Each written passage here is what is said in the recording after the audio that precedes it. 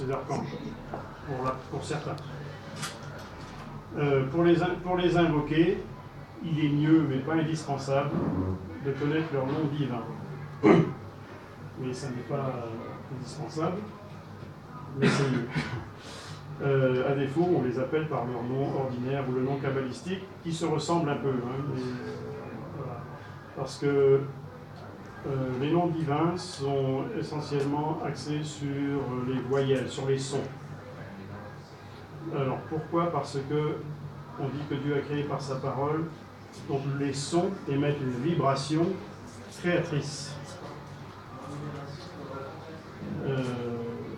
Donc en émettant certains sons d'une certaine façon, en faisant vibrer le nom de l'archange en fait, ou de l'ange, c'est de cette façon que l'on peut les appeler. Certains livres vont vous dire, si vous voulez entrer en contact avec votre ange gardien, ou tel ange, etc., vous essayez, vous méditez, vous l'appelez, vous lui parlez, etc. Bon, c'est une méthode, mais bien souvent, c'est quand même un peu léger. Il faut aller un peu plus profondément dans la méditation pour pouvoir entrer en contact avec les anges ou les archanges. Alors, la plupart des livres de magie ou de Kabbale vous donnent tout un protocole très compliqué, assez compliqué, de sons, de couleurs, de parfums, de cercles magiques, de noms kabbalistiques, etc., etc., etc.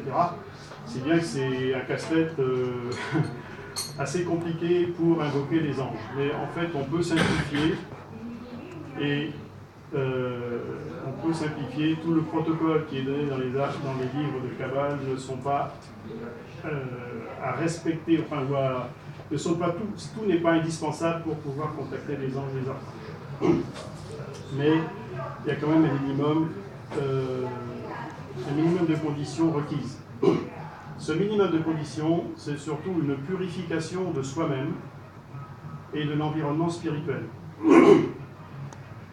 Alors, il existe plusieurs façons de se purifier soi-même avant d'entrer en contact avec les anges et les archanges. Il ne faut pas chercher à rentrer en contact directement sans se purifier, sans être préparé ou sans être accompagné de quelqu'un d'expérimenté. Ça peut être dangereux. Vous pouvez basculer de l'autre côté, et bon, je ne vais pas dire que vous n'allez pas y revenir, mais ça peut quand même perturber l'esprit assez sérieusement. Donc, même en se purifiant soi-même, il arrive souvent qu'il y ait un certain déséquilibre énergétique après. Pourquoi? Parce que entrer en contact avec le monde spirituel, c'est un peu comme si vous alliez faire un plongeon dans l'eau. Si vous ne savez pas nager, vous êtes en danger, vous risquez d'avoir des gros problèmes.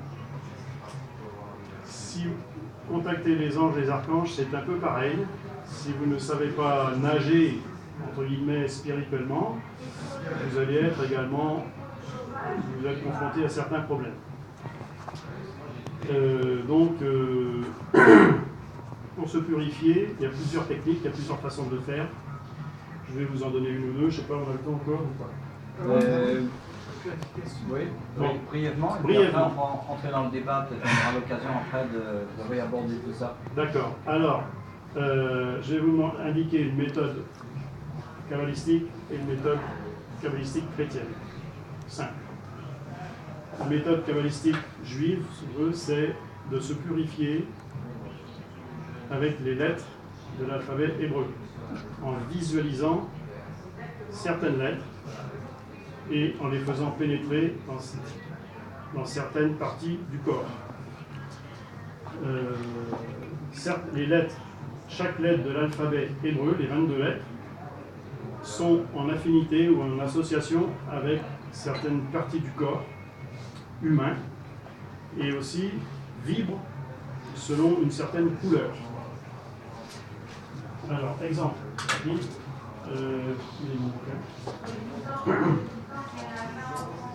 la première lettre, c'est Aleph, et la première lettre, c'est dans la poitrine, qu'il faut la méditer pour se purifier.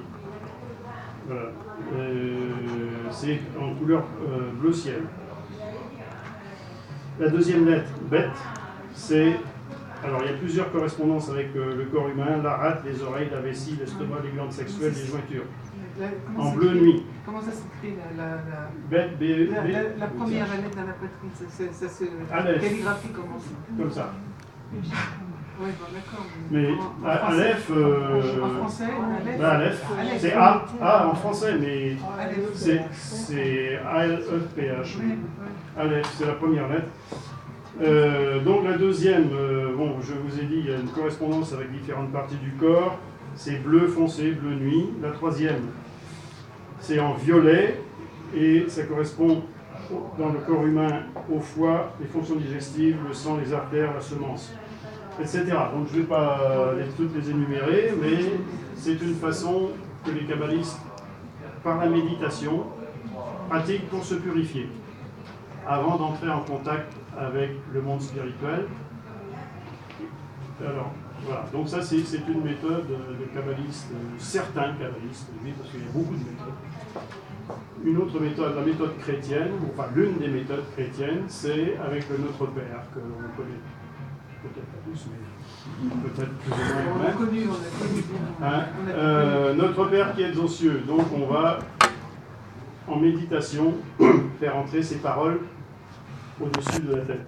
En méditation, on va, Notre Père qui est aux cieux, en se concentrant sur un centre d'énergie au-dessus de la tête. Que ton nom soit sanctifié.